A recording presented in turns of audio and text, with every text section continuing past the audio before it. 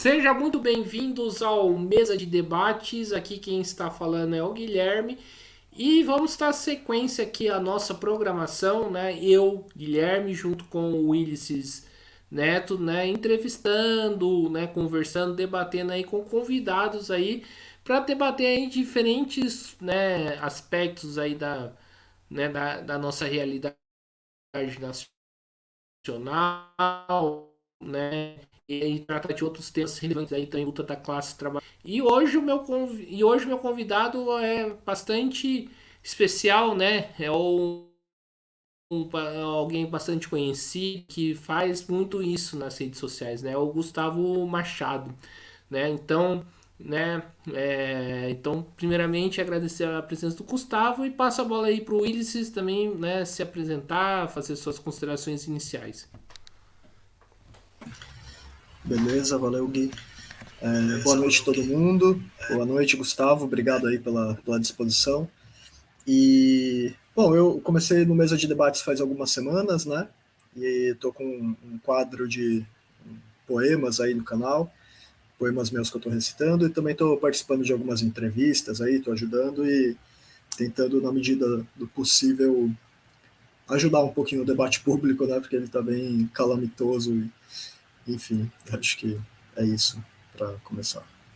Se bem que o Gui saiu aqui, tá? Então. Ah, não, pera, acho que o Gui voltou. Então o Gui pode começar.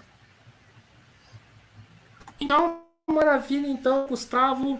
Passo a bola para o Gustavo agora se apresentar. Boa noite, Guilherme, Ulisses. Agradeço aí o convite para participar desse mesa de debates. Para quem não me conhece, meu nome é Gustavo. Eu tenho um canal aqui no YouTube que, com muita dificuldade, eu vou tocando devido às limitações de tempo para a produção de vídeos, mas que é o canal Orientação Marxista, que está mais voltado à discussão teórica da obra, pensamento, vida de Marx, da tradição marxista. Mas minhas atividades principais, eu faço parte do ILAESE, que é o Instituto Latino-Americano de Estudos Socioeconômicos, um instituto que existe há mais de 20 anos, trabalha com assessoria econômica e formação sindical para a organização de trabalhadores. E, academicamente, também estou aí nos finalmente do meu doutorado na área de filosofia política na Universidade Federal de Minas Gerais. Maravilha, então vamos aqui para a primeira pergunta, Gustavo. Né? Você, falando aqui de marxismo, né? A gente passou aí um ano, né? Que eu acho que faltou para a esquerda debater, né? Conversar um pouco sobre o conceito marxista, né, que precisa ser pensado direitinho, que é a questão da independência de classe. E, né, eu queria que você falasse um pouco, né, teoricamente, qual que é a importância deste tema. Certo. Então, para entender o que significa esse termo na maneira como compreendo, o senso comum da sociedade, que tem a ver com o próprio funcionamento dela, é que todos os interesses entre todas as classes e agentes sociais da sociedade podem ser conciliados. Esse é o senso comum, né? Isso está até, em certo sentido, impresso no nosso direito, por exemplo, com as ideias de pessoa, de cidadania, de agentes livres que trocam segundo sua livre vontade, escolha, que tem todos juridicamente o mesmo papel no interior da sociedade no seu conjunto.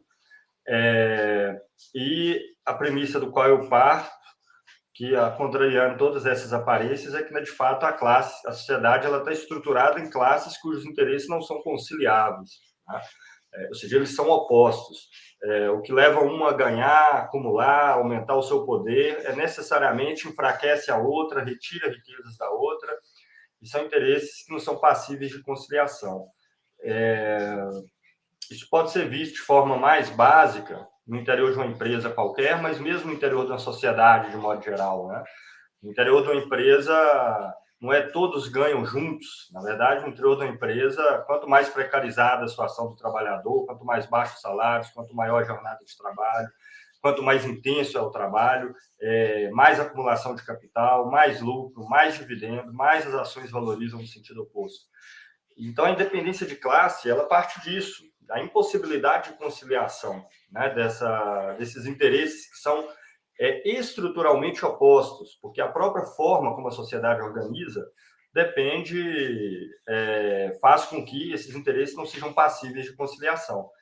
Então, eu que sou um marxista, me coloco da perspectiva da classe trabalhadora, e acho que ser marxista em primeiro lugar, acho que antes de tudo, inclusive isso, se colocar da perspectiva da classe trabalhadora, de quem trabalha, de quem produz o conjunto da riqueza, mas não tem o controle, não tem o poder sobre a riqueza que ele mesmo produz, e tampouco a propriedade relacionada a esses aspectos, significa que é necessária a classe trabalhadora, se ela quiser um lugar ao sol, se ela quiser, em última instância, inclusive, se emancipar, ter controle daquilo que ela produz, é necessário que ela haja com independência, né? E não caia aí nos clichês que acreditam na possibilidade de conciliar, para usar o termo aí do Ciro Gomes, né? Unir quem produz e quem trabalha. Só que quem produz para ele são os proprietários das empresas, né?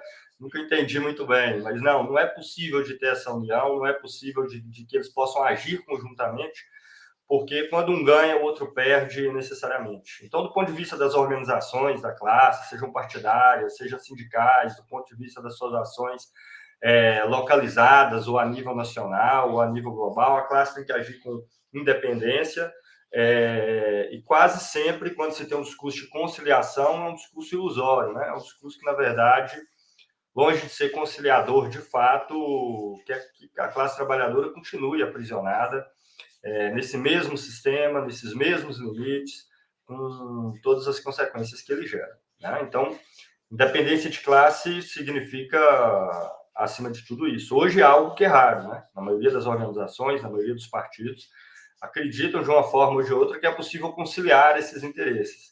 E quanto mais eles tentam conciliar, mais a polarização aumenta, mais os conflitos aumentam entre os diversos setores da sociedade, dando prova, inclusive, do fracasso dessas supostas tentativas de conciliação e da impossibilidade desses interesses serem conciliados no capitalismo. Então, de maneira geral, de maneira abstrata,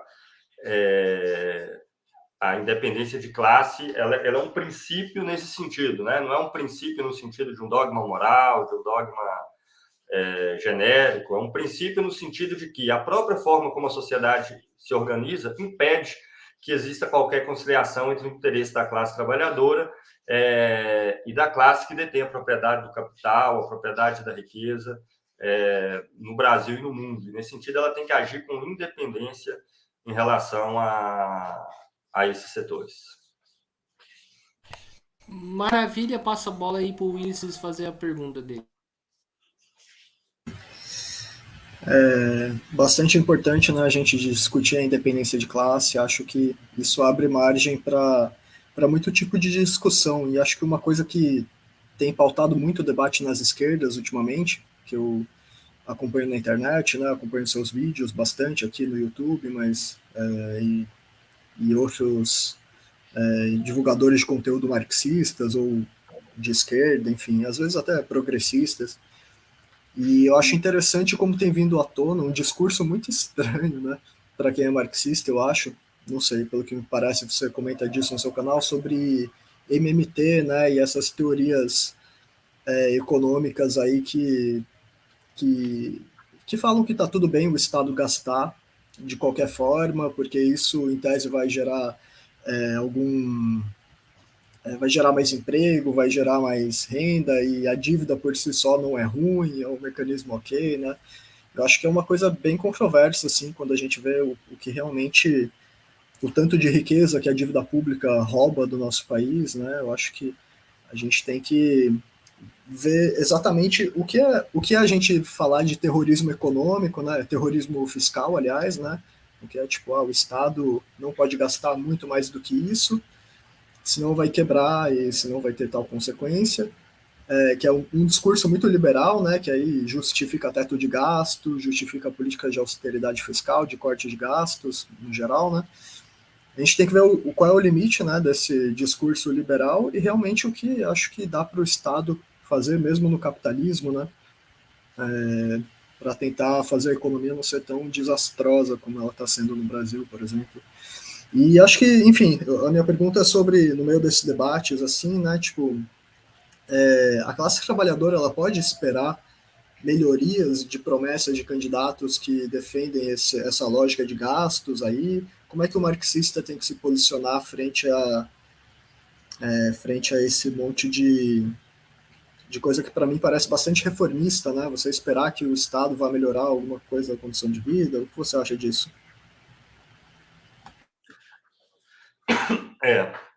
Certo.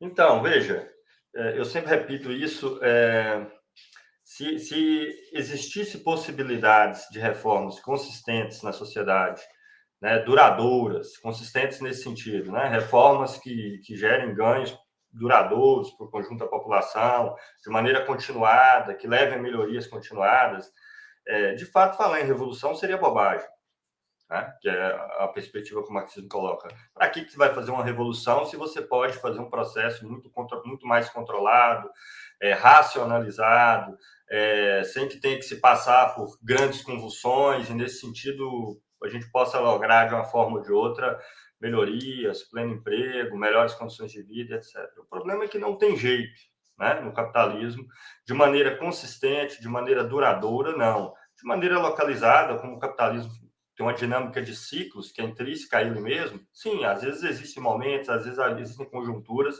que certos avanços em certos momentos, para certos setores da sociedade, por certo momento é possível, e logo depois ele se vê ameaçado novamente, né? Então, o que você coloca, o que isso sempre foi a perspectiva marxista, né? O Capital de Marx foi escrito, por exemplo, para mostrar a impossibilidade de administração e de gerência do capitalismo. Como o capitalismo não pode ser gerido cientificamente, né? A crítica à economia política, que é o subtítulo do livro, é exatamente isso. Não há uma cientificidade possível para a sociedade capitalista. A única ciência que existe é daquela da sua crítica e da sua superação. Claro, as pessoas não precisam concordar com Marx, a gente pode colocar as cartas na mesa e discutir, não tem nenhum problema. O problema é que essas pessoas que se dizem marxistas, elas parecem divergir no que é o núcleo central, né, das elaborações que ele fez. Então, elas primeiro faz aqueles discursos para dias de festa, a exploração do trabalho, a mais-valia, a acumulação de capital, a burguesia, e repete essas coisas, mas aí depois, mais a proposta é o quê? É a organização dos trabalhadores para poder superar essa forma de sociedade?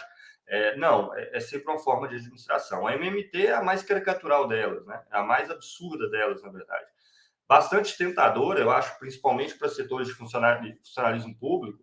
Nada contra o funcionalismo público, tá? Mas ela é tentadora porque parece que não existe limites para os gastos públicos, né? Sendo o Estado, por meio ali do sistema de crédito, do mecanismo da dívida, né? O responsável aí pelo ingresso de moeda, vamos chamar assim, na economia. Então, ele poderia, em tese, gastar até o infinito. Nesse sentido, se há desemprego, ele poderia acabar com o desemprego, gerando empregos públicos, fazendo obras de infraestrutura, etc. Se há desindustrialização, ele pode resolver o problema, né? Através do processo endógeno de emissão monetária e produzindo crescimento de indústrias no interior do país. É bastante curioso, porque há um grupo dessa turma que dizem se fundar em Marx, e, na verdade, isso não sobrevive nem ao capítulo 1 do Capital, né? Porque ali a gente vê que o dinheiro, embora ele apareça ser a riqueza, ele pareça como algo autônomo, ele pareça ser, de fato, aquilo que cria as relações sociais, e, de fato, ele atua dessa forma, o dinheiro, mas o conteúdo dele, ele deve-se inteiramente à riqueza que já existe.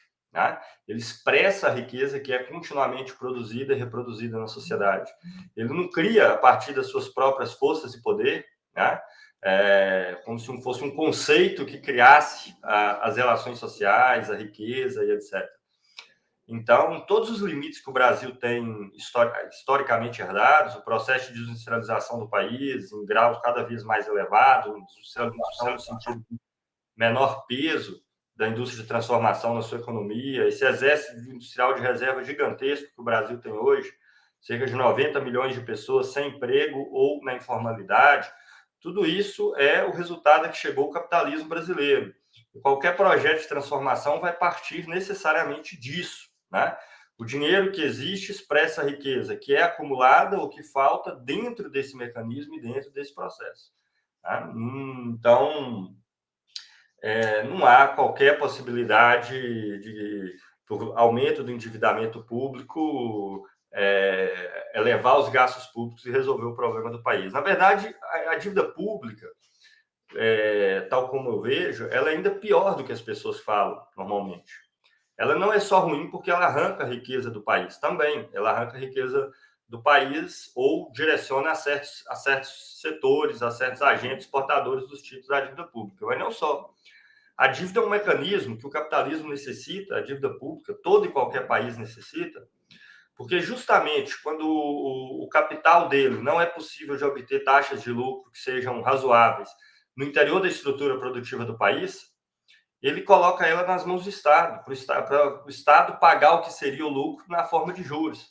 O Estado gasta esse capital deixa de existir efetivamente, existe de maneira fictícia na forma de um título de dívida pública, só que ele continua a receber, por meio dos juros da dívida, como se ele estivesse recebendo lucro de algo que tivesse investido em algum lugar. Então, em certo sentido, a massa de capital que está em títulos da dívida pública é toda uma massa de riqueza que foi acumulada no passado e que, como o capitalismo não ofereceu possibilidades dela continuar sendo acumulada no futuro, o Estado pegou e continua pagando, entre aspas, o lucro, na verdade, os juros, para esses proprietários do capital. E óbvio que quando eles necessitarem dele de volta, ele vai ter que arrancar da sociedade, por meio de impostos, taxações de todos os tipos, e devolvê-lo. Né? Então, o crescimento da dívida pública ele expressa a massa de capital adormecido, né? A massa de capital que foi acumulado no lombo da classe trabalhadora no passado, não podendo se continuar o processo de acumulação devido aos próprios limites que o capitalismo coloca, o Estado assumiu o papel, o Estado pegou o capital, gastou e fica pagando lucro para os acionistas. Isso é uma coisa completamente louca, mas é assim que funciona, né? E no Brasil, então, isso aí tem um papel ainda mais brutal, porque justamente por essa fragilização estrutural no processo aí de produção e reprodução da riqueza no Brasil, que se manifesta na desindustrialização, no fechamento de cada vez mais unidades, na inexistência de uma indústria de tecnologia interna no Brasil, na sua quase inexistência. Então, justamente devido a isso, cada vez mais e mais setor do capitalismo brasileiro tem o seu capital adormecido nas mãos do Estado e recebem aí juros de maneira direta ou de maneira indireta, juros pagos pelo Estado, dinheiro que é novamente arrancado agora pelo Estado da classe trabalhadora e direcionado a esses setores na forma dos juros. Né? E é assustador que alguém atribua a esse mecanismo a chave que permite salvar o país, que permite desenvolver o país e até, colocando isso, inclusive, como transição para o socialismo. Né? O mecanismo de títulos da dívida, que é assim, é o mecanismo mais sobredeterminado do capital, né? O Marx vai analisar os títulos da dívida pública lá no finalzinho da seção 5, que é uma das últimas seções do Capital. Porque a dívida pública, ela é, por assim dizer, a exploração da exploração. Ela só é possível de ser explicada depois que mostra a exploração do trabalho na indústria, no comércio, mesmo no interior dos bancos, dos serviços, de vários outros setores, depois vem a dívida pública, porque ele é o setor que cobre isso tudo, é a salvaguarda do capital que se encontra por cima disso tudo. E aí, baseado em algumas elaborações aí bastante duvidosas, que não vem ao caso, agora isso aparece em certos setores como se fosse a transição para o socialismo no Brasil. Né? Daqui uns dias eles vão atribuir o papel de transição para o socialismo a próprios empresários e à própria burguesia brasileira. E deve ter um peso grande essa questão no próximo período. O Lara Rezende é um famoso economista no Brasil, que está lá na origem do Plano Real, e mais recentemente ele se tornou adepto, até certo ponto, porque ele não é idiota, mas ele tornou adepto dessas teorias ligadas ao MMT. O André Lara Rezende, ele está fazendo parte aí da equipe de transição do Lula e é provável que tenha algum cargo importante aí no próximo governo. Maravilha, Gustavo, né? Então vamos aí para a próxima pergunta, né? E acho que é um tema que a gente precisa conversar aqui bastante, né? É essa nova onda do neo-stalinismo, que pega muito alguns setores aí da juventude, né? Principalmente eu vejo que alguns setores que não estão, né, claramente organizados e tudo mais, né? A gente tem alguns teóricos que, se não são, né, pelo menos passam pano, né, pelo que que o Stalin fez, né? E eu queria perguntar para você, Gustavo, né, como que você vê essa onda neo-stalinista, né? O que é esse neo-stalinismo, né? E eu queria que você conversasse com o ouvinte que está escutando, né? Por que esse neo-stalinismo não pode responder à crise atual, né, do capitalismo que nós estamos vivendo? Sim.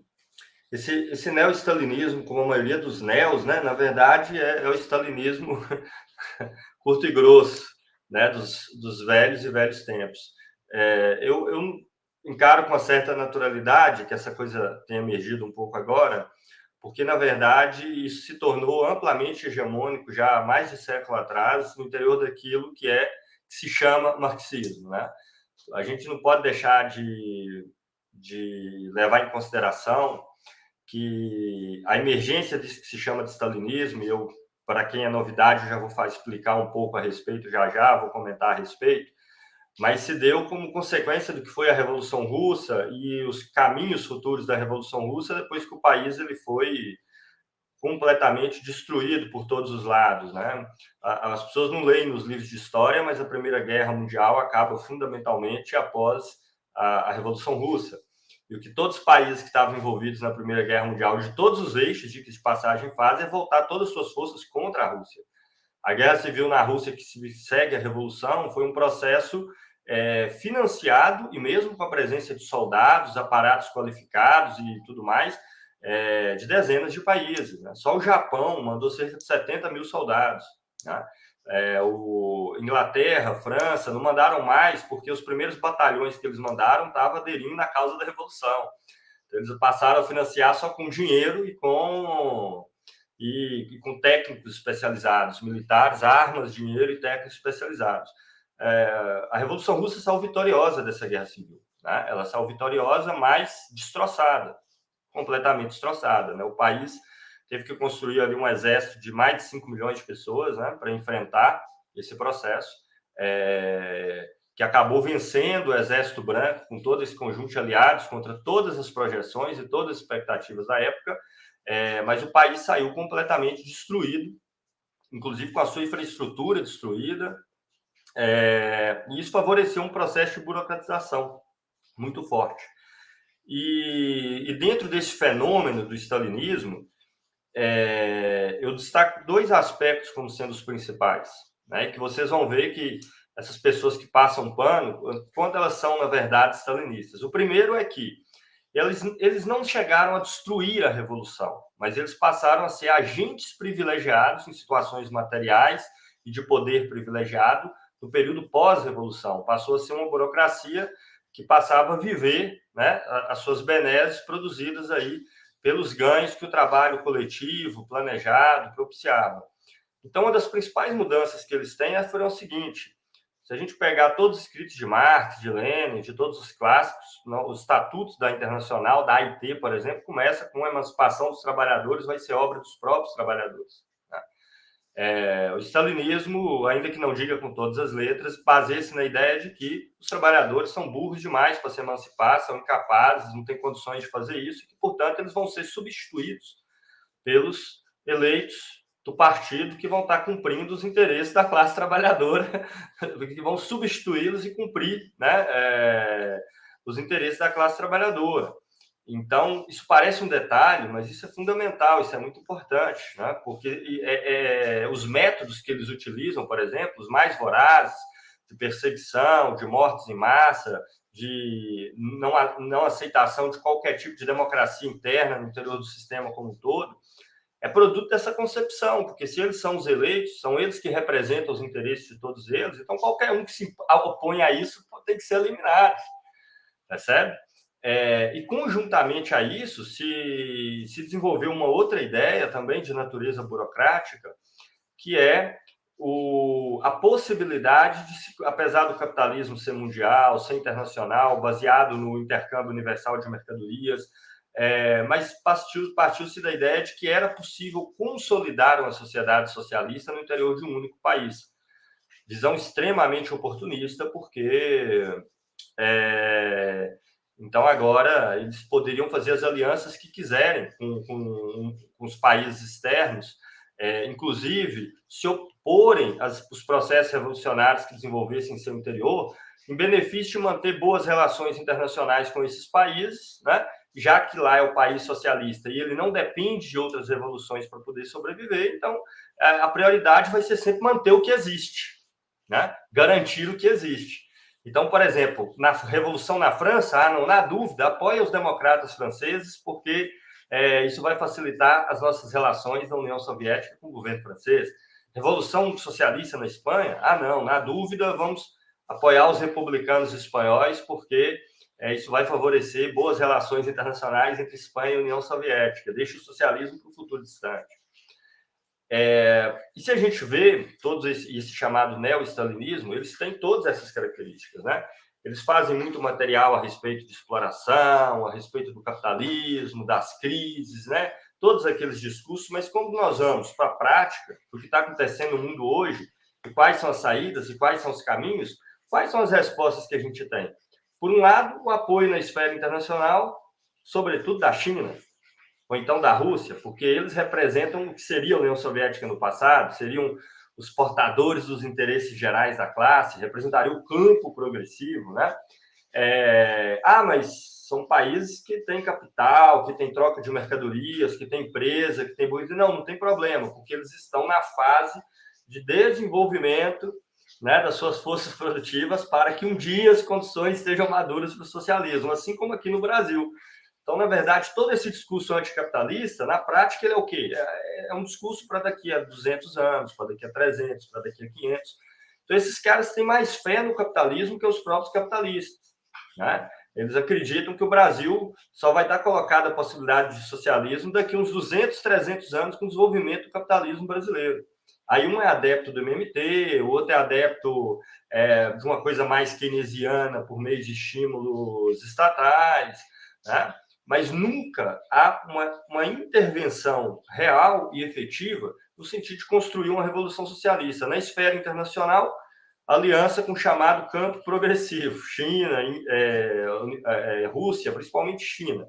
Né? Na esfera internacional, é sempre o apoio à alternativa que vai supostamente fazer com que o Brasil se desenvolva para o socialismo do futuro. E, em todos os casos, a total desconfiança da classe trabalhadora. A classe trabalhadora não é capaz, nós não somos capazes de convencê-las e ela não é capaz de ser sujeito do processo. O sujeito do processo somos nós, a organização, o nosso grupo, o nosso partido. O partido deles não procura intervir na classe para ganhá-los, para conscientizá-los, para ganhá-los para esse projeto, para convencê-los a serem agentes desse processo. Não, ela quer simplesmente o apoio desses setores para que o próprio partido substitua. Né? E não é sem razão que essas alternativas, quando chegam ao poder, são extremamente autoritárias, né? Porque eles são portadores da razão, portadores do futuro, os portadores da igualdade social futura, e quem se opõe a eles, então, é inimigo da humanidade. Tá?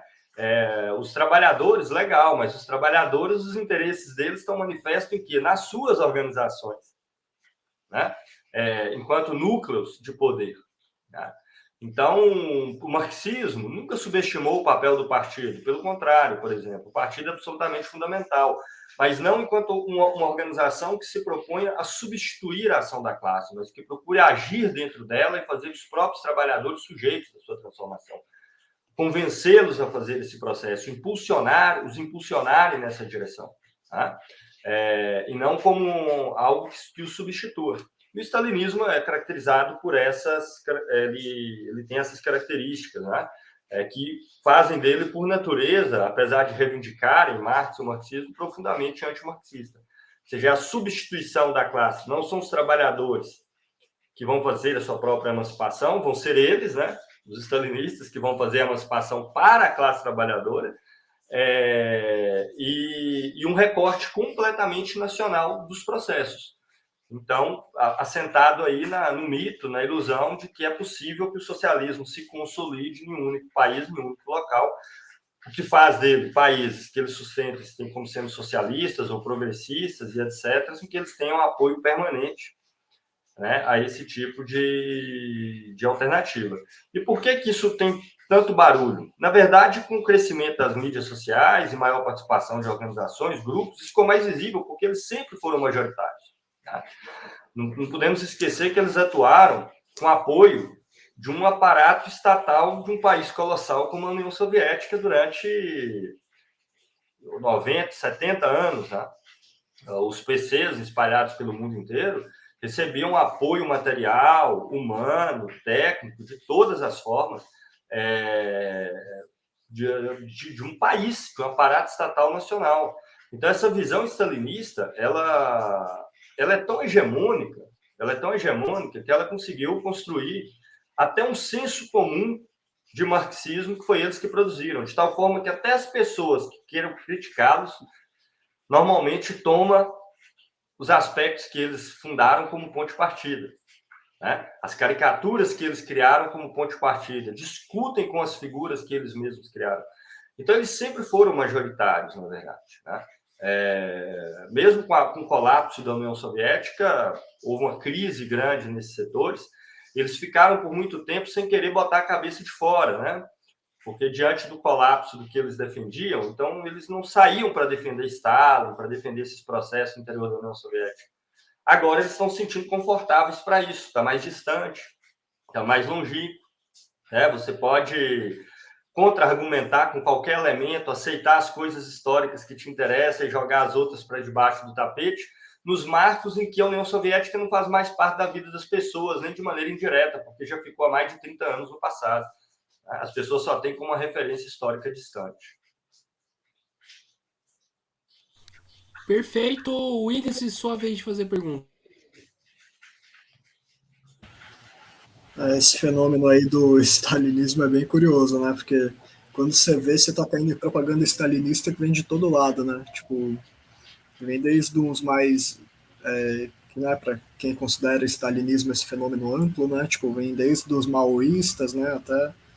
Enfim, inclusive é engraçado quando a gente repara que muitas vezes quando falam, eu sou contra o imperialismo, sou contra o liberalismo, né, tipo, é sempre uma coisa muito parcial, né, sempre uma coisa, tipo, não é contra o capitalismo, não é contra, né, tipo, é mais, no fim a gente vê toda uma lógica etapista e de vários níveis de problemas do stalinismo, né, mas uma coisa que eu queria perguntar também é com relação aos cortes recentes do governo, que cortes, não sei nem como descrever, né, esse tipo de crime contra a humanidade que o governo, de repente, de novo tenta cortar das universidades, aí a gente vai ver se a gente consegue resgatar alguma migalha, alguma coisa assim, né.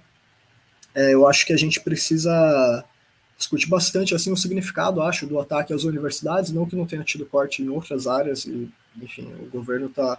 Agora o governo de transição do Lula, eu imagino que ele vai tentar fazer alguma coisa para remediar isso, passando pano, né, para não responsabilizar o atual governo dessas atrocidades novas. Mas queria saber, assim, tipo, a precarização geral da classe trabalhadora que a gente está vivendo nos últimos tempos, né,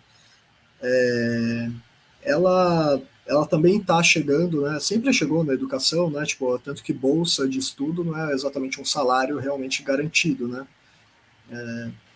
Então, acho que assim, agora está tendo uma precarização da educação cada vez maior e eu fico na dúvida até que ponto é teoria da conspiração da minha cabeça, de esquerda ou alguma coisa assim, mas tipo, parece que o governo realmente quer, esses que estão no poder, não só, né, mas tipo, no capitalismo tem um setor mais de extrema direita que quer destruir a razão, né, parece.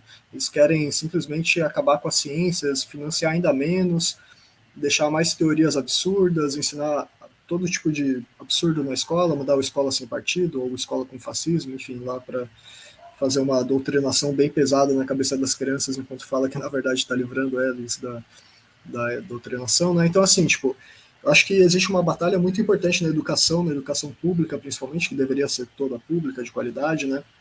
Mas o que você acha desses cortes e do papel desses cortes nesse projeto de governo e no momento atual do capitalismo? Porque um país que nem o Brasil, por exemplo, da periferia do capitalismo, está sofrendo tanto corte na educação, junto de uma desindustrialização e junto de.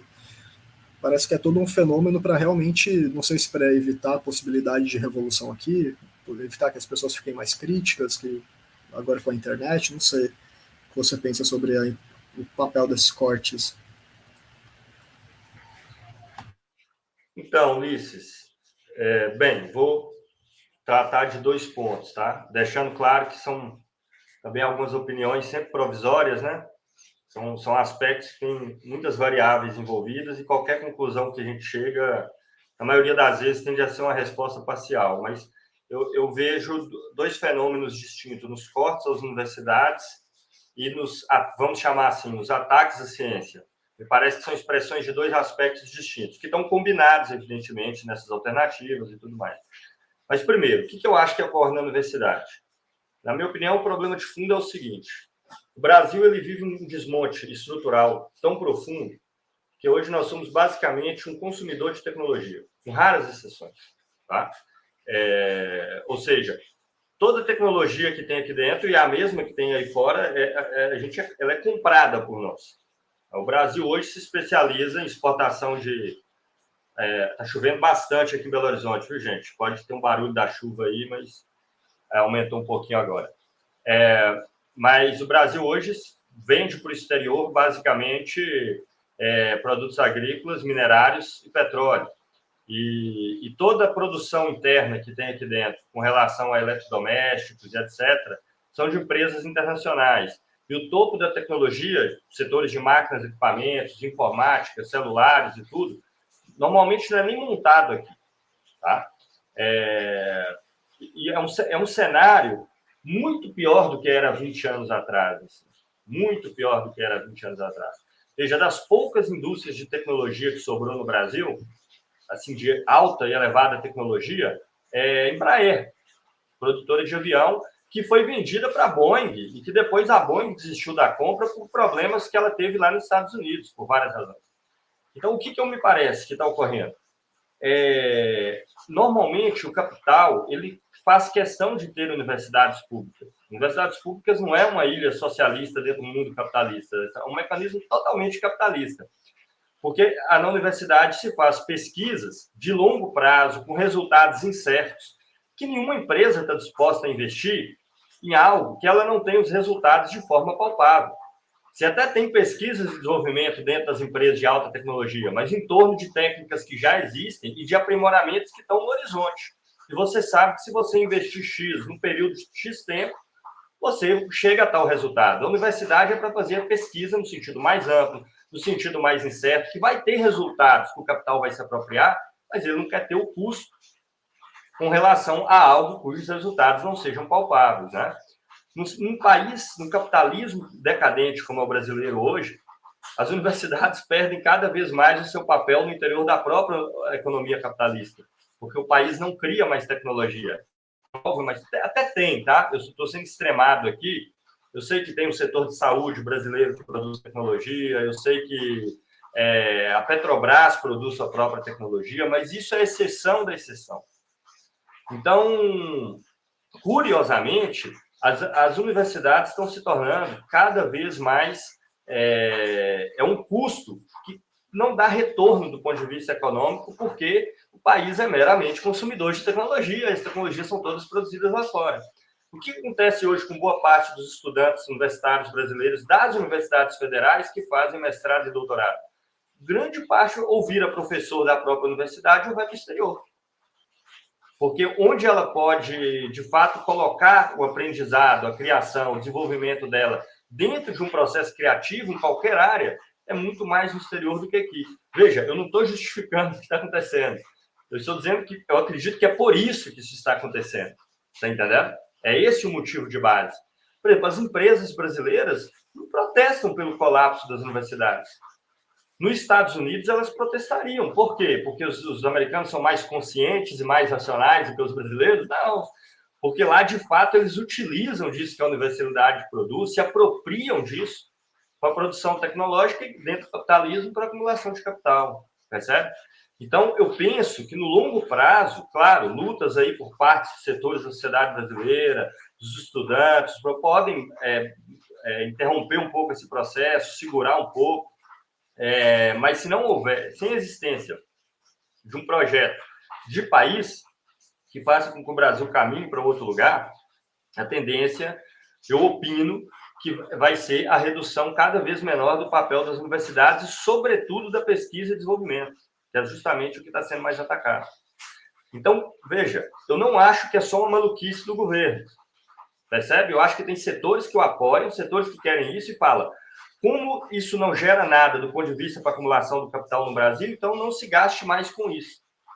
É o banimento dos doutorados, dos mestrados, ou então deixar no nível ultra restrito para servir para as mãos de obras especializadas cada vez menos presentes no interior da estrutura brasileira. Né? Eu uso o meu próprio exemplo. Né? Eu formei em ciência da computação, trabalhei na área por muitos anos, e quando eu fazia graduação, eu pensava em fazer mestrado, e a área que eu dedicava era mais a área de inteligência artificial.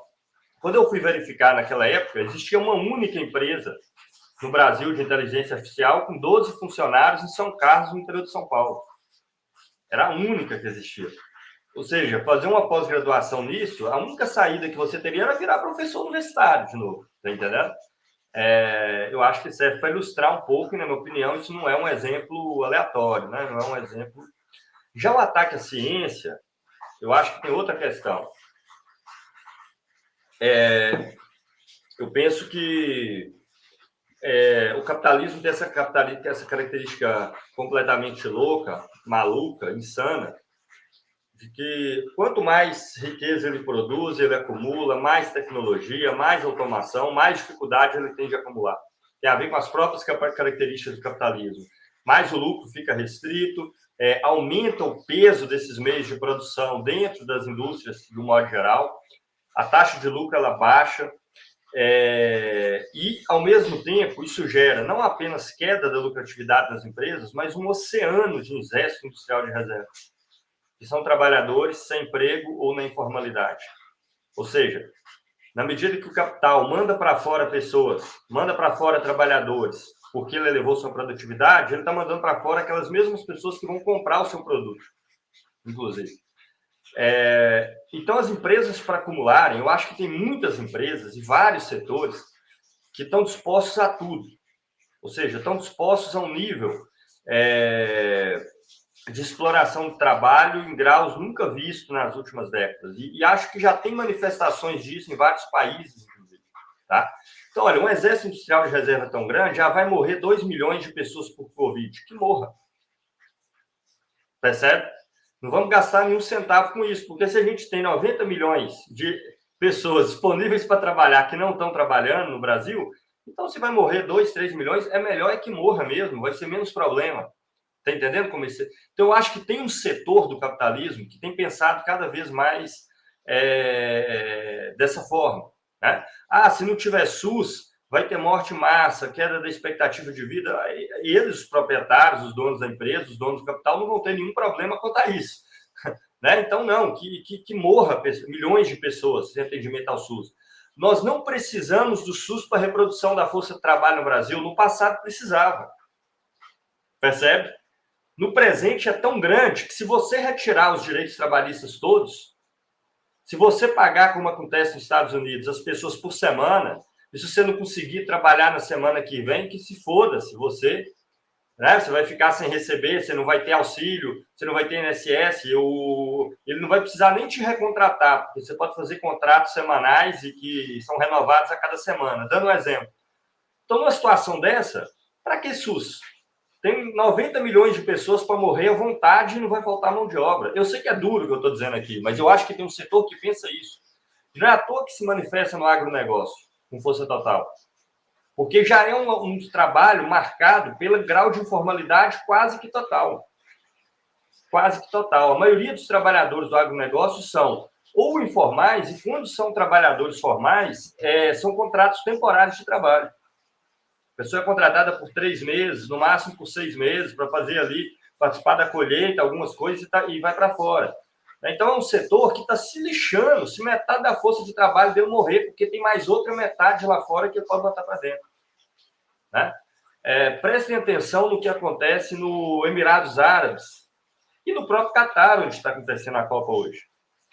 Países que têm uma renda do petróleo gigantesca e são considerados países do Oriente Médio que deu certo. Né? Eu morro de rir disso. Aliás, dá vontade de chorar, né? Mas eu morro de rir da afirmação. São países, se você pegar o Catar, por exemplo, tem 3 milhões de pessoas lá, mas os catares de cidadania do Catar são 300 mil pessoas.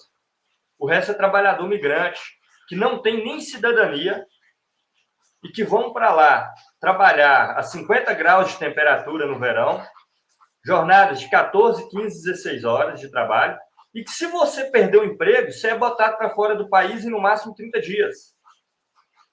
Isso é 70% da população do Catar. E as condições são tão desumanas. O pessoal está falando da Copa, que morreu mais de 6 mil trabalhadores, mas isso foi na Copa. Se você pegar no Catar nos últimos 20 anos, é 200 mil trabalhadores que morreram. Se você pensar que tem 2 milhões de trabalhadores lá nessa condição, isso dá 10%. E as pessoas não morreram em acidente de trabalho, não. A maioria morreu de infarto ou de suicídio, com 20 e poucos anos de idade. Você imagina que grau de condições você tem que ser submetido para uma pessoa de 20 e poucos anos de idade morrer de infarto? E são todos eles o quê? Trabalhadores do Paquistão, da Índia, das Filipinas, de todos aqueles países ali, Bangladesh, muitas pessoas de Bangladesh, que vão para lá, moram em condições assim inacreditáveis, não é naquela Doha que a gente vê nas fotos, tem uma cidade ao redor, que são basicamente barracos onde essa turma inteira mora, que a maioria da população do país, e que são tragos de fora para trabalhar, e se não conseguir mais trabalhar, seja porque teve algum problema ou não conseguir, é mandado para fora do país no dia seguinte. Então, veja, eu acho que algo desse patamar é o que pelo menos certos setores da classe dominante brasileira querem. Tá? E isso se torna mais forte na medida que essa classe dominante aqui do Brasil fica mais decadente. Ou seja, ela está mais afastada dos setores de manufaturados, produtor de tecnologia, que tem alguma ligação com a universidade, por exemplo, ainda que de maneira indireta, que até financia projetos, porque vai ajudá-los a aumentar o seu processo de acumulação no período seguinte. Não. São setores de commodities, produtores de matéria-prima, que compram máquinas e equipamentos do exterior e que têm diante de si uma vastidão de território tão grande que nem tecnologia, não estão preocupados com tecnologia nem na sua própria terra, porque sai mais barato você desmatar a Amazônia do que botar tecnologia na produção de gado, por exemplo, ou na produção agrícola, que seja, no Mato Grosso, por exemplo. Né? Então, eu acho que todos esses aspectos aí são manifestações de que o capitalismo fica cada vez mais decadente. Né? Ele fica cada vez mais decadente e isso se manifesta, inclusive, nos próprios setores dominantes, que, quando vem ameaçada as condições que possibilitam o papel, a acumulação, a fortuna que eles têm, se mostram dispostos a tudo e a qualquer tipo de medida.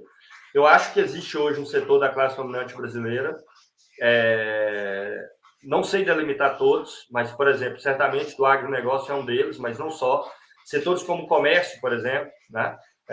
Comércio, qual qualificação do trabalho que o comércio precisa? Entenda? Por que eles vão estar preocupados com a universidade? Está entendendo?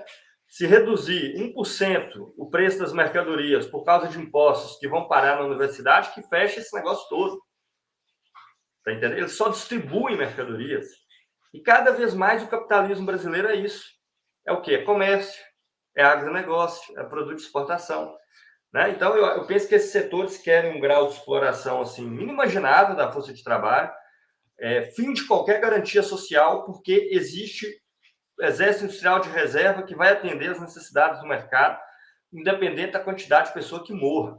E por isso que esses setores pegam e falam assim, não tem problema, pode virar a metralhadora para os morros e atirar à vontade, porque não interessa o tanto que morrer, não vai faltar força de trabalho para a gente. Está entendendo?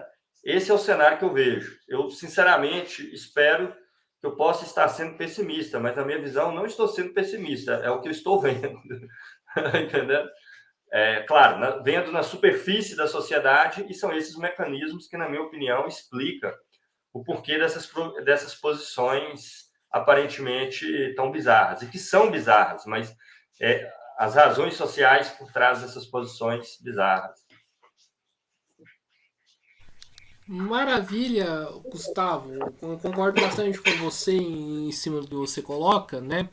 E acho que, né, são várias perguntas que eu teria, né? Acho que já que a gente está falando sobre esse tema, né? Acho que seria importante a gente colocar aqui, como que vai ser a relação desta burguesia com o novo governo Lula, né? Principalmente, né, quando o governo Lula se elege, né, com a promessa de que vai ser, né, igual os outros anos, né, de governos do PT, né, 8 do Lula e 6 da Dilma. E eu queria saber para você como que vai ser, para você como que vai estar essa relação dessa burguesia que quer ver sangue, né, com um governo, né, que prometeu, né, para a classe trabalhadora, mas se vai cumprir ou não, aí já é outros 500. Claro. Então, olha, eu acho que existe hoje uma divisão no que podemos chamar da burguesia brasileira, né? Existe uma divisão. Existe um setor que, na minha opinião, quer o Lula, tá? Ainda que não seja um setor que está disposto a dar a cara para bater por causa dele, tá entendendo? Querem o Lula porque acham que ele pode acalmar a situação, porque querem mais... Por exemplo, o setor bancário da burguesia brasileira tem uma posição um pouco diferente dessa do agronegócio, porque os caras entram e saem do governo, eles continuam ganhando dinheiro pra caramba, ganham em cima dos títulos da dívida pública. Ou seja, quem vai adorar o MMT é os bancos. O dono do Itaú vai abraçar esses marxistas do MMT todos aí, os Moreira Salles, né? Vão abraçar toda essa turma do MMT, vai até ajudar a financiá-los, porque não tem ninguém que ganha mais com especulação em cima do título da dívida pública do que banqueiro, né? E, de fato, por exemplo, os caras do Itaú não declararam apoio a ninguém, mas todo o recurso que eles investiram, né, nos processos eleitorais foram em deputados do PT. Os 10 maiores bilionários do Brasil não se pronunciaram, entende? Mas o não se pronunciar, mas fizeram vários discursos para que acalme a situação do país. Eu acho que há uma divisão na burguesia brasileira. Tem um setor que está insatisfeito com a eleição do Lula. Sim, nesse sentido, o governo do Lula, embora longe de corresponder ao conjunto dos interesses e objetivos da classe trabalhadora, mas tenderia a ter resistências no sentido de fazer descer medidas tão drásticas como essas que eu acabei de mencionar, entende? A extinção completa do SUS, estimular a antivacina, que morra mesmo a classe trabalhadora, né? Não é isso. Então, acho que há um setor da burguesia brasileira que se opõe ao PT hoje radicalmente. E há um setor que não. Eu acho que é um setor que, inclusive, acha que o PT é o melhor. Pelo menos dentre as duas alternativas que surgiram. Acho que esse setor preferia algo mais intermediário, mas acha que o PT é o melhor no sentido de que eles querem tranquilidade. Ou seja, que o capital volte a vender e comprar, produzir e acumular, com menos paralisações, com menos disparidades de qualquer natureza, com menos turbulências acontecendo no país. Então, eu acho que há uma divisão, mas ainda assim há uma tendência desses setores burgueses,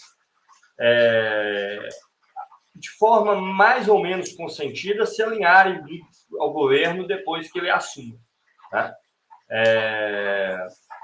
E eu não tenho nenhuma expectativa do governo do PT, tá, nesse sentido. É claro que, diante da ameaça imediata que representava o governo Bolsonaro, no segundo turno da eleição, uma ameaça, inclusive, de fim quase que imediato das liberdades democráticas, coisas que eles sempre quiseram e nunca fizeram porque não tiveram condições objetivas de fazer, e, nesse sentido, um apoio crítico ao Lula se justificava como se justifica, mas isso não significa uma ilusão, né? O Lula, para mim, não é hoje nem sequer conciliação de classes. O Lula representa um setor burguês, o setor da burguesia nacional. Tá? Um setor que, pela sua origem e pela sua trajetória histórica, ainda partilha de algum sentimento, de alguma identificação com certos setores de ativistas, tá entendendo? Mas nem sequer aquele lastro no movimento social organizado o PT tem mais. Tá? Você pode ver que o PT, nesse período recente no Brasil, a indignação ao Bolsonaro levou a que ampliasse o apoio neles, mas eles não conseguiram levar muitas pessoas para a rua. As manifestações anti-Bolsonaro, algumas delas foram gigantes, mas coisas puxadas pelo PT, que fossem encabeçadas pelo Lula, não. O Lula, quando foi preso, tinha 5 mil pessoas no sindicato dos metalúrgicos do ABC Paulista. 5 mil pessoas, gente, é o tamanho da burocracia petista daquela região inteira. Se você pegar vereadores, gabinetes de vereadores, você está entendendo? Isso dá 5 mil pessoas. Então, eu acho que tem um setor que faz oposição a ele. Tenho dúvidas de até que ponto eles permanecerão fazendo uma oposição radicalizada a ele durante o governo. Vai ter um setor burguês que faz oposição a ele, e acho que tem um outro, que são inclusive os maiores, que creio que, diante da última processo eleitoral, preferia Lula a Bolsonaro. Tá? Essa é a avaliação que eu tenho. Mas é um cenário de muita polarização. Esse setor da burguesia brasileira que faz oposição ao PT é um setor em decadência, é um setor ameaçado, é um setor disposto a ações muito radicalizadas. É disposto a impulsionar e financiar esse tipo de ação. Tá? Então, é imprevisível os próximos anos no Brasil. É imprevisível. Não arriscaria aqui nenhum prognóstico, não, que seria aleatório. Eu acho que é um cenário instável, que a gente vai ter que saber atuar em meio a ele, entender os processos e ser consequente, não confundir o rechaço a essa direita organizada como se fosse um apoio que apontasse o PT como se fosse alternativa para a salvação no período do próximo país, porque não vai ser. Maravilha, maravilha. Então, olha aqui, temos mensagens aqui. Então, antes da última pergunta do Willis, né? Vamos ler aqui as mensagens. E a primeira aqui é do Alberto, do canal Cap Filosófico, né? Inclusive recomendo bastante, né, que o pessoal aí do podcast Mesa de Debates vão lá, se inscrevam no canal do Alberto também, acompanhem, tem um conteúdo bem bacana, né? Desejando aqui boa noite aí para mim, pro Gustavo, né? E pro Willis, boa noite aí, Alberto, né? Mandar aqui um outro abraço aqui pro Ricardo Oliveira aqui também, né, que também faz projetos aí com o Alberto, né? Tem um debate, ele faz todo um debate aí, né, de moeda, economia, né? Mandando aqui boa noite para mim, pro Willis, pro Gustavo e pro Alberto também, né? Boa noite aí pros dois, né? Recomendo aí que conheçam aí os projetos aí dos dois, né? Discutem e tudo mais. Então, enfim, né, vamos aí para a última pergunta, né? Passo a bola aí pro meu amigo Willis, né, fazer, né, a pergunta. Bom, tem muito tema, né, que daria para discutir, acho. Isso não falta, ainda mais nessa conjuntura política que a gente está vivendo, né? Mas eu acho que um tema que não pode faltar, que também está muito associado com a precarização das condições de vida da classe trabalhadora e os caminhos que o governo, esse governo dessa frente amplíssima do PT vai tomar, né? Eu acho que uma coisa que é importante discutir, que você comentou nessa última resposta, principalmente, mas não tanto, é o lado da extrema direita, né? Tipo, nesse cenário de empobrecimento, de radicalização da luta de classes, possivelmente, né?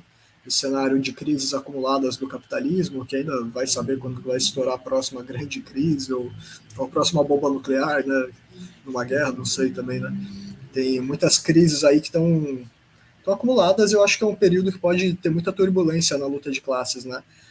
Eu acredito que parcialmente esse fortalecimento do nazifascismo, né, inclusive com grupos nazifascistas, mesmo que ainda não predominantes, vamos dizer assim, na sociedade, sem terem conseguido ter dado golpe com Bolsonaro, que para mim é evidentemente um nazista, eu acho que é cada vez mais evidente, né? Mas assim, não faltam nas instituições, né, atores golpistas, não só a Polícia Rodoviária Federal, como a gente viu no dia do segundo turno, né, e depois. Mas eu acho que a gente tem esse cenário pela frente em que a degradação da condição de vida da classe trabalhadora, a falta de direitos, tudo isso potencialmente vai radicalizar a classe trabalhadora, e se a esquerda não está radicalizada, se a esquerda está com Lula, ou está com Castilho, ou está com não sei quem, qual é o reformista da vez, né? Isso pode gerar uma grande desesperança na esquerda, né? As pessoas podem confundir a direita do Lula com o que é a esquerda, ainda mais quem é comunista, né? E eu acho que a gente tem que se colocar nesse cenário de um jeito para, vamos dizer assim, entender que a classe trabalhadora precisa de saídas para poder se radicalizar, expressar o descontentamento e se descontentar ainda mais, só que pelas razões corretas, né? Uma revolução talvez seja uma coisa que a gente esteja pedindo demais, se for falar qual é o caminho para a revolução agora, né, nessa conjuntura, não sei se está lá na esquina a revolução, mas que ela tem que ser sempre construída, acho que ela tem, né? E eu queria saber o que você acha desse, como a gente pode combater o nazifascismo e crescer o sentimento revolucionário na população nessa conjuntura de crises acumuladas, porque tem muita visão equivocada sobre o nazifascismo, eu acho que é um debate bem importante de ser feito, né? Mas é isso, tem organizações crescendo, não só quantitativamente, como acredito que qualitativamente, né? Esse fim das eleições mostrou isso, que eles estão fazendo o ensaio geral deles, de insurreição aí, e sabe-se lá quando que eles vão conseguir, né? Fazer alguma coisa mais grave. Então eu queria saber, o que você acha nesse cenário de degradação da classe trabalhadora, do capitalismo brasileiro, de recolonização do Brasil, vamos dizer assim, né? Que está nos desindustrializando. E não dá para saber se o governo Lula realmente vai trazer alguma melhoria, seja pela conjuntura ou pelas políticas públicas, né? Qual é a sua perspectiva aí de luta, de enfrentamento contra a extrema-direita e construção da revolução aqui nesse cenário? Claro. Então, é uma questão que tem vários aspectos envolvidos, né? Vamos por partes. E também estou longe de acreditar que eu tenho resposta para qualquer resposta completa para essa pergunta. Então, vamos colocar alguns elementos, né, aí. O primeiro deles, em relação aos grupos de ultradireita, né? Vamos chamá-los genericamente assim. A gente tem que primeiro entender que essa coisa tem que ter uma explicação social, entende? Não é assim, de um dia para o outro acordou todo mundo doido, entende? Não faz sentido. É um fenômeno psicológico. Toda ação humana tem uma dimensão psicológica. Agora, por que de repente, esse fenômeno psicológico começou a acontecer com tantas pessoas, em tantos lugares? E veja que não é um fenômeno só brasileiro. O Brasil tem algumas especialidades, né? Comparado com a América Latina, por exemplo, acho que aqui é maior, mas não é que está ausente, tá? Inclusive no cenário europeu e tudo mais. Eu penso que está na base disso aí, e eu sei que a explicação aqui ela é genérica, mas o capital ele passou nesses últimos 10, 15 anos, está passando por um processo de centralização muito grande, onde tanto os setores assalariados de maior qualificação estão sendo reduzidos, quanto os setores de pequenos e médios proprietários. Basta você ver o que acontece com a Amazon da vida.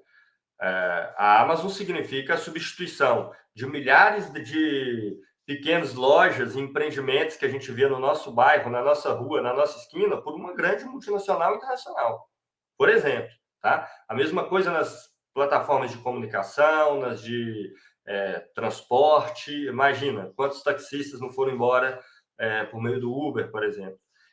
E se tem um setor que não é que ele é reacionário, isso não existe, não é que os setores médios são reacionários por natureza, não. Mas eles, se tem algo pior do que quem não tem nada a perder, é quem tem algo a perder. E que quando alguém que tem algo a perder se vê na iminência de perder, se torna disposto às ações mais radicalizadas possíveis. Entende? Podem até ser ganhos, se for o contexto e o caso, até para um projeto, um programa da classe trabalhadora, como da extrema-direita. Mas se torna propensos, e eu acho que tem muito disso, tá? Por exemplo, as pessoas acham que as novas transformações tecnológicas, elas estão elevando o grau de qualificação do trabalho, estão totalmente por fora do que está acontecendo no mundo hoje, tá? Na verdade, a transformação, ela aumenta o grau de automação e reduz brutalmente o grau de qualificação do trabalho, tanto para o conjunto quanto o trabalho especializado, que passa a ser um grupinho bem mais restrito. Né? Dando um exemplo aqui para vocês, se vocês pegarem uma matriz do setor automobilístico antiga no Brasil, que foi construída há 20, 25, 30 anos atrás, um trabalhador ganha nessa matriz 5, 6 mil reais, porque precisa de uma qualificação elevada. Você leva um bom tempo de aprendizado na própria fábrica para você poder produzir. Você vai para as recentes, as novas, você pegar a Jeep no Pernambuco, GM em Gravataí, a Ford que fechou recentemente em Camaçari, o salário ali é 1.500, 1.800, 2.000 reais, e o grau de qualificação é tão baixo que eles podem mandar 500 embora e contratar daqui a 3, 4 meses 500 de novo. Né?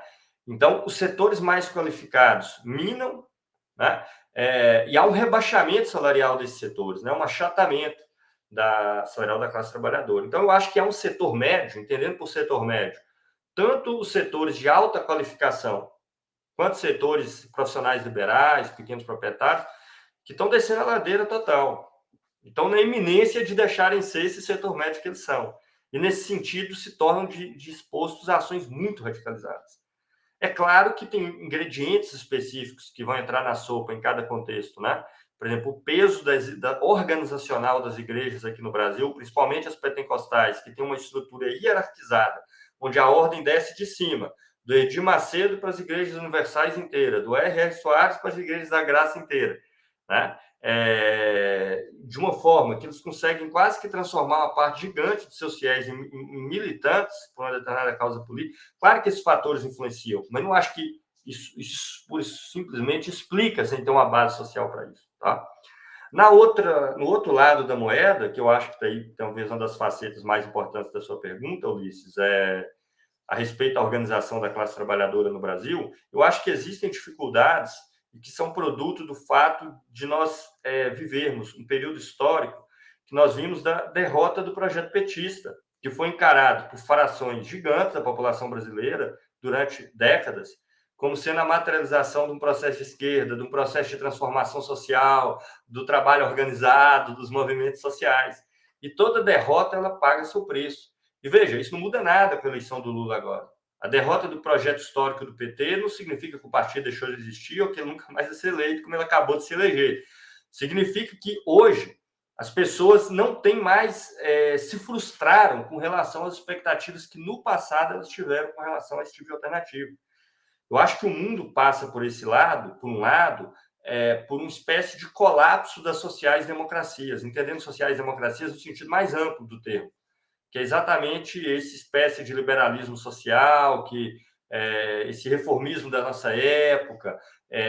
Isso acontece tanto nos estados de bem-estar social europeu, assim chamado estado de bem-estar social, que hoje todas as alternativas clássicas que construíram isso estão entrando em colapso, vitória de grupos de direita extremados em países antes inimagináveis, vitórias parciais ou de fato, como na Holanda, como na Suécia, como na Finlândia, sabe? Então, eu acho que quem se coloca de uma perspectiva de classe de forma independente, pela construção de uma alternativa revolucionária, não deve se abater diante desses elementos. Tá? Esses são fatos da realidade. Não adianta a gente reclamar da realidade, ela vai continuar sendo o que ela é. Na verdade, isso só aumenta a urgência de nós construirmos alternativas revolucionárias de peso que possam disputar esse processo. Se a gente analisar o que está acontecendo no mundo, na verdade, esse processo é em grande parte fértil para um processo revolucionário. O que não existe é alternativas construídas capazes de fazê-los e ecoar isso pelo país ou pelo mundo inteiro. E eu acho que tem várias etapas que nós temos que... etapas no sentido... Tem vários aspectos que nós temos que superar o que foi o marxismo do período anterior. Primeiro, teoricamente, no seguinte sentido, sermos capazes de traduzir de maneira que as pessoas entendam o nosso discurso, de fazer discurso de propaganda, de abordar os autores recentes que estão falando um monte de merda, mas saber contestá-los de forma consistente, indo na raiz do problema. Veja que os marxistas atuais nem sequer sabem quem são os autores que estão escrevendo por aí, que está todo mundo lendo. Continua repetindo as mesmas caricaturas do passado.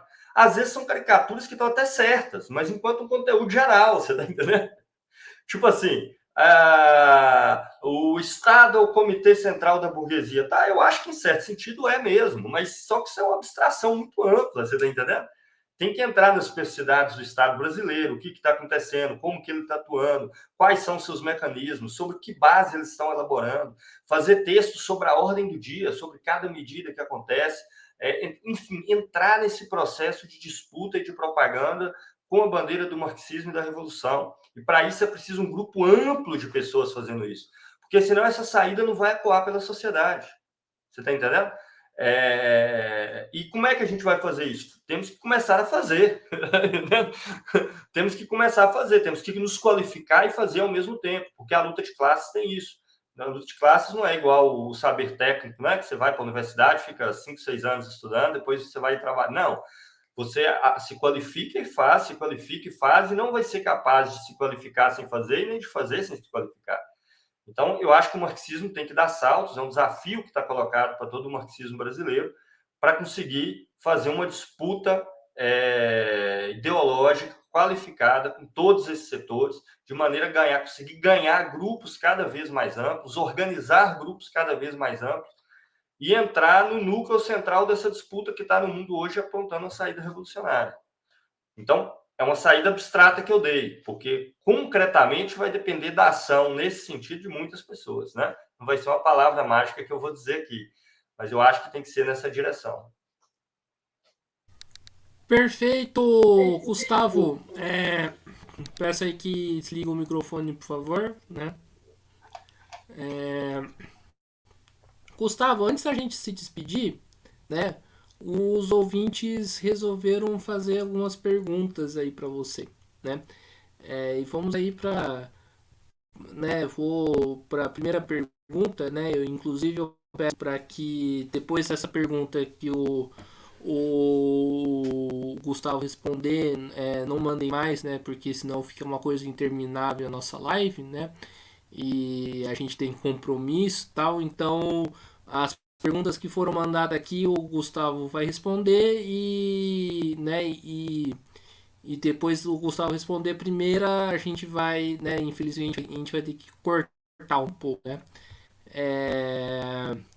Inclusive, vamos aí para o comentário, pergunta, né? Gostaria que você respondesse aqui, né, do Ricardo Oliveira, que ele faz 2 comentários aqui, né? Acho interessante dialogarmos com ele. Acredito que as pessoas tenham que se posicionar um a um. O coletivo funciona, mas depende de cada um ter ou não, né? Não entendi o que ele quis dizer aqui. Tipo o Alexandre de Moraes. O STF funciona, mas sabemos que alguns ministros não funcionam mesmo. Essa aqui é a primeira pergunta do comentário, pergunta do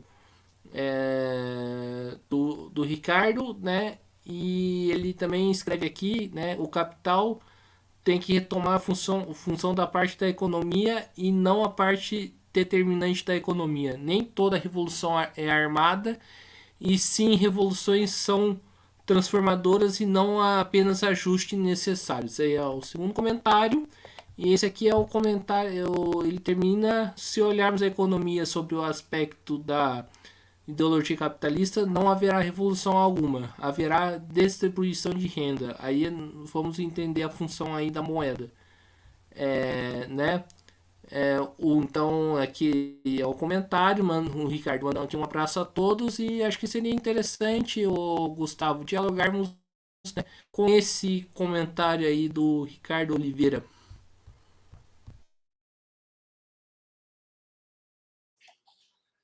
Certo, são vários pontos que foram mencionados, né? Eu vou pegar alguns deles aqui para comentar. Bem, eu não sei se eu entendo muito bem essa questão de o capital tem que retornar a função de parte da economia e não a parte determinante da economia. Para mim, o capital ele é a parte determinante da economia, ele não existe, não tem como ser de outra forma. Porque uma das coisas que caracteriza o capital é exatamente a autonomia constitutiva do seu movimento. Tá? É exatamente a sua incontrolabilidade. Tá?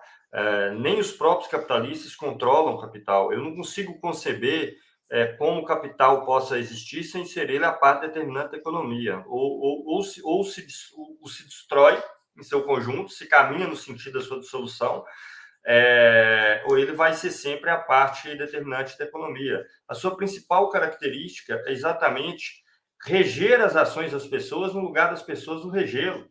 Tá? Isso serve tanto para os trabalhadores quanto principalmente para os próprios capitalistas, né? Que seguem os passos do capital, são obrigados a investir o seu capital onde tem a taxa de lucro mais elevada, são obrigados a ajustar os preços de acordo com os movimentos do mercado, são obrigados a seguir a tendência posta pelos concorrentes, quando é o caso, por exemplo, reduzir o preço da força de trabalho, não tem a certeza da realização ou não do seu capital, se vai ser tudo vendido, se vai ser acumulado ou não. Então, no modo de produção capitalista, os homens não são os sujeitos e não são os agentes reais do processo, né? Eles são meros representantes, meros personagens de um teatro que se desenvolve às suas costas, e um teatro impessoal que é o movimento do próprio capital, né? É uma discussão bastante ampla, mas é assim que eu vejo. Eu não vejo como o capital ser uma parte da economia. Eu não acho que tem nenhum dever ser com relação à Revolução Armada ou não. Se os donos do capital aceitarem ceder a sua propriedade, a propriedade que os permite acumular e reproduzir o seu capital sem nenhuma reação, beleza, então ela vai ser pacífica, né? Não faço nenhuma questão que ela seja armada. Agora, a possibilidade disso acontecer, sobretudo em estágios iniciais, ela é muito remota. Então, se a revolução que está falando é uma revolução onde os trabalhadores se apropriam do que hoje é a propriedade do capital para que se torne meios de apropriação social, de produção e reprodução social do seu próprio trabalho, se é desse tipo de revolução que a gente está falando, que vai mexer na propriedade, que vai expropriar os expropriadores, me parece muito difícil imaginar que uma revolução dessa natureza possa ocorrer de forma pacífica. Agora, se os donos do capital não reagirem, legal, vai depender deles, né? Então, são esses aspectos. Eu não sei se entendi muito bem a questão de não haverá com distribuição de renda. O problema é que a distribuição de renda no capitalismo ela não está sob o controle de ninguém. Esse é o problema. Tá? A concorrência força as empresas, por exemplo, a pagar os menores salários possíveis, ou no mínimo a média do mercado. Tá? Não há como você controlar a distribuição de renda em meio ao capitalismo. O que é um mercado? É um método de tentativa e erro, onde cada agente individual produz e joga no mercado para ver no que dá, e depois ele ajusta de acordo com os resultados. Na computação, esse é o método considerado mais burro que existe, né? Na computação, a gente só usa o método de tentativa e erro quando não existe nenhuma outra técnica conhecida para lidar com o problema. Essa é a única existente. Né? O mercado é isso, é um método de tentativa e erro. Até se o capitalista, por hipótese, for um cara bem intencionado, um cara bonzinho, que quer o sucesso da humanidade e tudo mais, ele vai ser obrigado a seguir as diretrizes que o mercado lhe impõe se ele quiser sobreviver. Né? E não adianta renda mínima, ok, legal, mas o Estado está dentro desse jogo. O Estado está dentro do movimento da dívida pública, da rolagem da dívida, que é o adormecimento e ressuscitação de capital, que cada vez mais empurra os gastos públicos mais para baixo. Né? Não vou nem falar da influência direta que os grandes agentes têm sobre o Estado, nem vou falar disso. É o próprio mecanismo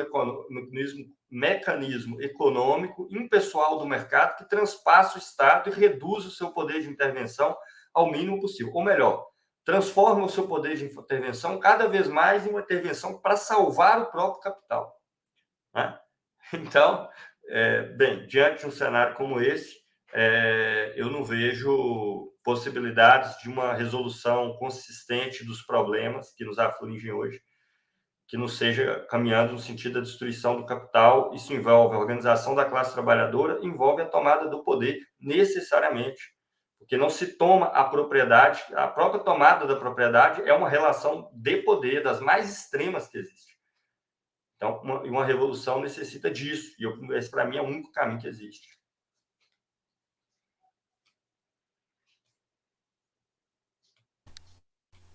Feito, maravilha. Vamos aqui para a próxima pergunta, né? A pergunta do Alberto, né?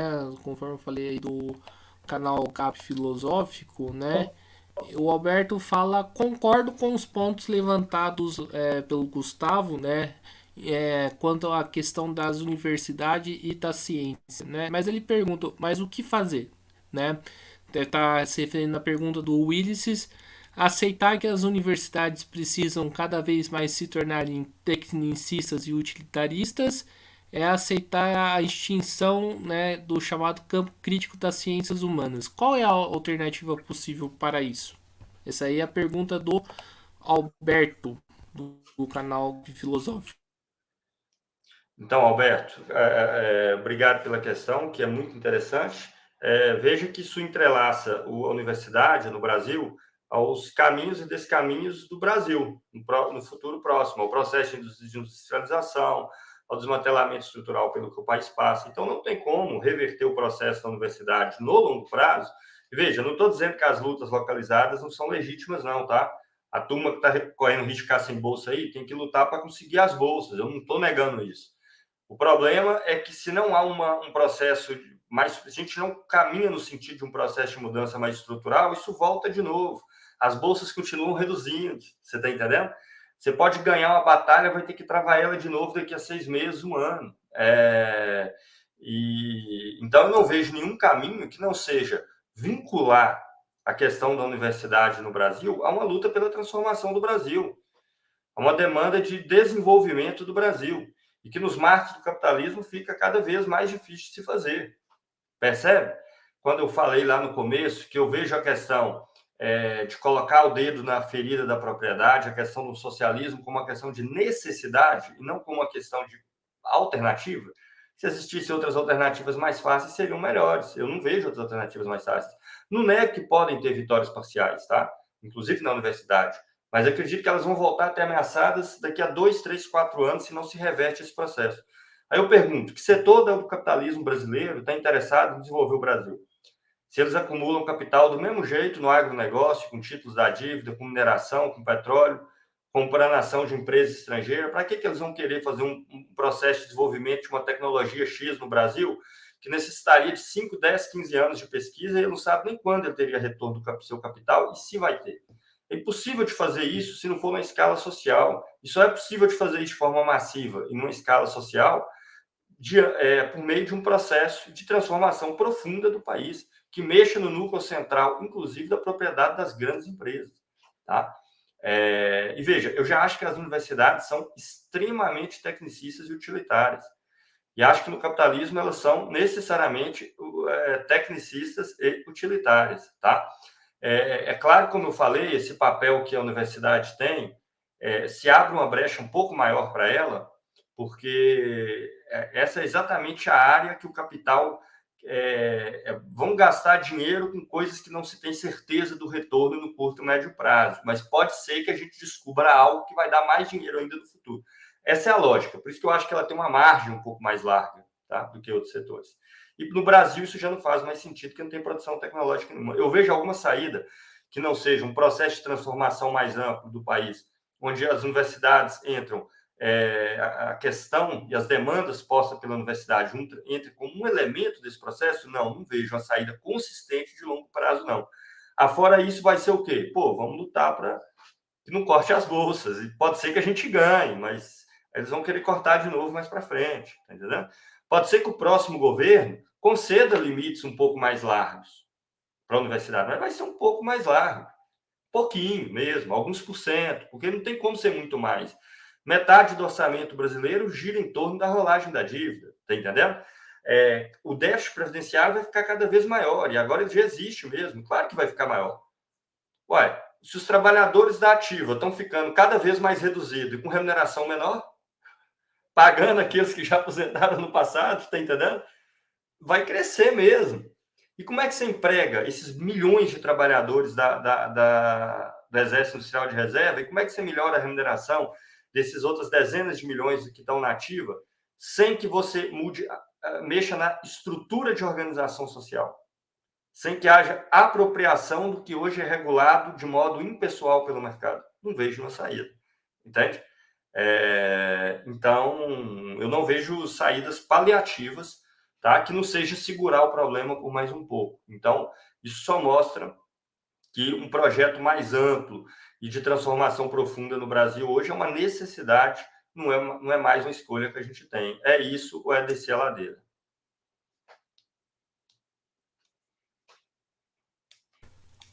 Vamos para a última pergunta, né? A pergunta aqui do Clayton Wagner Nogueira.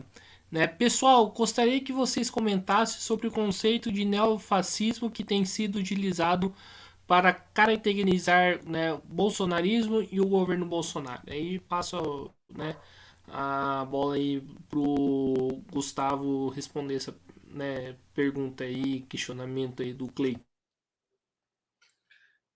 Então, Cleiton, assim, regra geral, cara, eu me oponho a esses neo tudo, entendeu? Neo qualquer coisa. Bem, eu acho que existe possibilidade de desenvolvimento de uma alternativa com características fascistas no Brasil. E eu acho que os germes disso hoje são palpáveis. Tá? Nunca neguei. Né? Eu acho que existem germes, existem embriões disso no Brasil. Né? Não é o caso ainda do Bolsonaro. Isso não é nenhum elogio ao Bolsonaro, tá? Porque fascismo virou xingamento e não a caracterização de um movimento social específico. O Bolsonaro é de um autoritarismo extremo, de uma ignorância completa, se assenta no que há de mais atrasado da sociedade brasileira, em todos os sentidos imagináveis, disso não há a menor dúvida, mas a alternativa que ele pôs sempre foi uma alternativa militarista, ligado às instituições oficiais que existem, e não a criação de organizações paramilitares para enfrentar essas instituições, né? Sendo o Exército, inclusive, a principal delas. O fascismo é uma organização paramilitar, né? Uma operação paramilitar que se desenvolve, dentre outras coisas, em oposição a toda a institucionalidade dada, mesmo a institucionalidade burguesa democrática padrão. O que as pessoas fazem muitas vezes é pegar uma série de elementos, né? Nacionalismo, tem no fascismo, tem no Bolsonaro. Discursos de ódio, tem no fascismo, tem no Bolsonaro. Esse tipo de análise que não analisa a lógica interna dos processos, na minha opinião, não conduz a nada. O que não quer dizer que o bolsonarismo no seu conjunto, é preconceituoso? É preconceituoso. É reacionário? É reacionário. É autoritário? É autoritário, mas não é ainda um movimento fascista. Existem germes de movimento fascista no Brasil, que hoje, inclusive, atuam na retaguarda do bolsonarismo, isso eu concordo, que existem. Existe no Brasil hoje um cenário fértil para a constituição de organização fascista? Eu estou me convencendo de que sim, tá? Que essa possibilidade ela existe. Então, estou longe de relevar o problema, tá? Então, sim, o Bolsonaro é um governo reacionário, um governo uma perspectiva reacionária, autoritária, que tem que ser combatida sem meios termos, mas não caracteriza ainda um movimento, uma organização, um partido de natureza fascista, que é caracterizado por ser um partido, uma organização que tem um braço paramilitar, armado, tá? E normalmente com um programa imperialista, né? Um programa de dominação a nível mundial. Isso nunca vai ter no Brasil, nós estamos tão atrás, mas ainda assim, pode ter uma organização no Brasil que não tem essa faceta programática do fascismo, mas que tem os seus métodos e a sua forma de organização. Ou seja, é pior do que o fascismo, né? Do que o fascismo clássico. Então isso pode vir a surgir. Mas não concordo que o Bolsonaro e o bolsonarismo tenham sido e sejam uma organização fascista, embora eles certamente comportem organizações com essa característica no interior dos seus grupos mais amplos. Né? Mas é algo que pode sim haver se desenvolver no futuro e a gente tem que estar preparado para enfrentar. Fascismo, não é o fascismo, eu não faço nem ideia do que é. Maravilha, então estamos aqui encerrando aqui mais uma entrevista do Mesa de Debates, né? Antes de fazer o agradecimento aqui, só ler as últimas colocações aqui, não precisa responder, né? O Ricardo, né, na intervenção aí da sua fala, Gustavo, ele responde que isso foi inventado na época do liberalismo, A economia se fundamenta no trabalho, na terra, na criação de tecnologia. Sem capital comemos, sem trabalho não comemos. Isso aqui é o que o Ricardo coloca. Ele também, né, coloca que o Estado, né, distribui o capital que desejar, né, é, distribuir, né, fala aqui também que é uma luta permanente.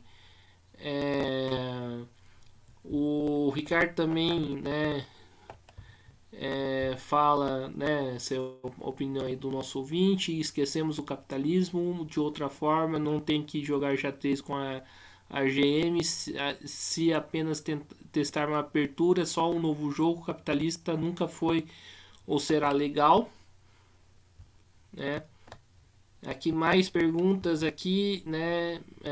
E o Ricardo, né, fala que, né, vamos, né, falar disso de outra hora, importante, valeu. Então, um agradecimento aqui ao Ricardo e a sua participação aqui do debate aqui do nosso podcast. Aqui mandar um abraço aqui pro Marlin Lui, né? Fala aqui, oi Marlin, né? O Marlin pergunta aí do MMT, né? O Willis perguntou aqui no começo da nossa entrevista, então sim, então acompanhe aqui, né? Principalmente depois que a live foi pro YouTube, para você saber aí qual que o que o Gustavo fala sobre esse tema, né? Também, né? Fala aqui que chegou meio tarde, mas queria perguntar sobre essa questão da chantagem do mercado, falando de responsabilidade fiscal e sobre a questão desses adeptos do MMT, falando aí que para gerar renda o Estado precisa se endividar. Qual que é a crítica marxista das tuas... aí acho que não termina aqui, dessas tuas colocações, né? O Gustavo já falou aí do MMT, né? É, se o Gustavo quiser fazer as considerações finais falando, né, sobre isso, tudo bem, né? E o Alberto aqui agradece a gente, né? Muito obrigado, ótima live, abraço a todos, um abraço aí pro Alberto, né? E também, né, o Cleiton Wagner, né, agradecendo, muito obrigado pessoal, perfeito, Gustavo. Então é isso aí, pessoal, né?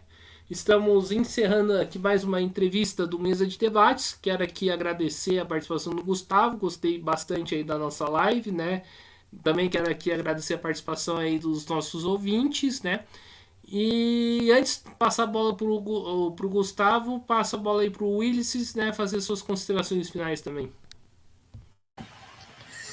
Beleza, valeu.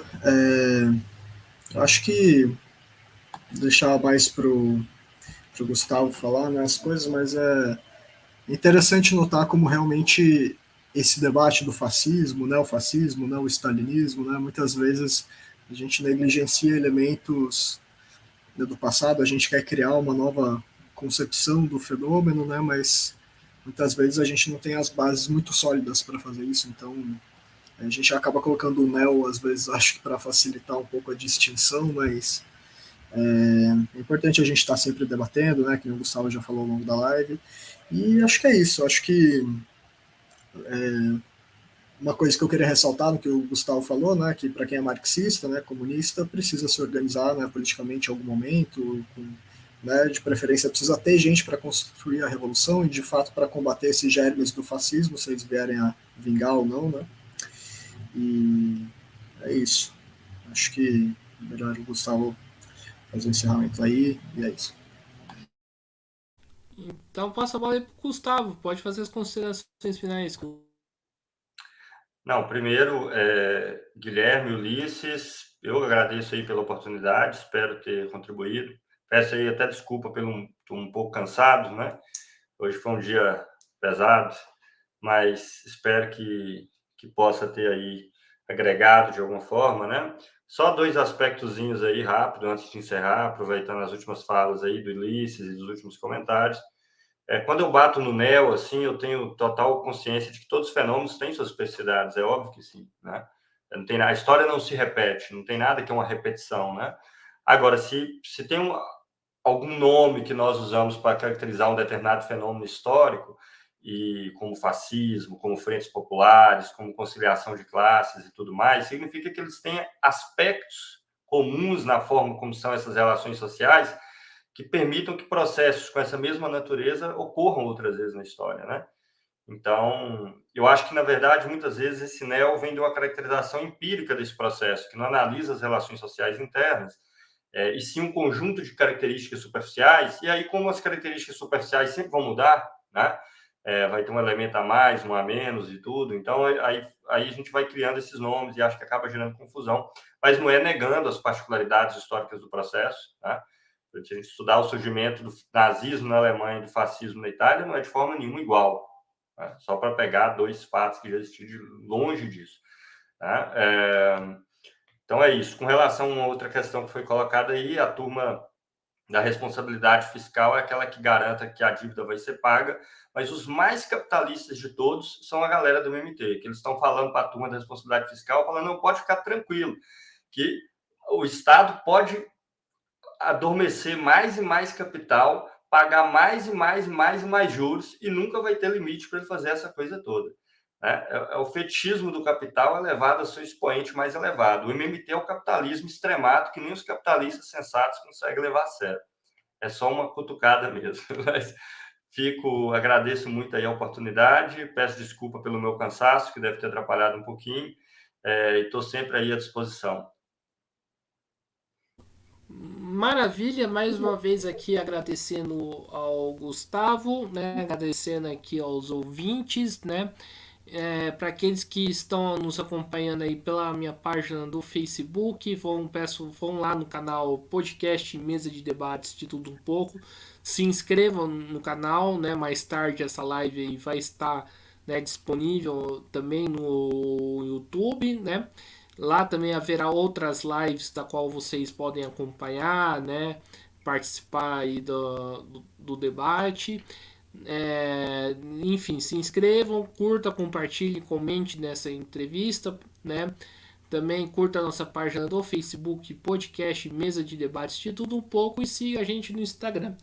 Então é isso aí, por hoje é só. Amanhã, né, haverá mais uma outra entrevista, da qual, né, vou estar aqui com o Willis, né, fazendo, né, e fiquem atentos, né, que sexta-feira haverá a semana de debates do nosso canal, né, onde que vamos convidar vários convidados para, né, debater, né, os desafios da esquerda para 2023 e também a reorganização, da qual eu acho que é extremamente necessário. Então, um forte abraço aí para todo mundo, né? Se cuidem e fui.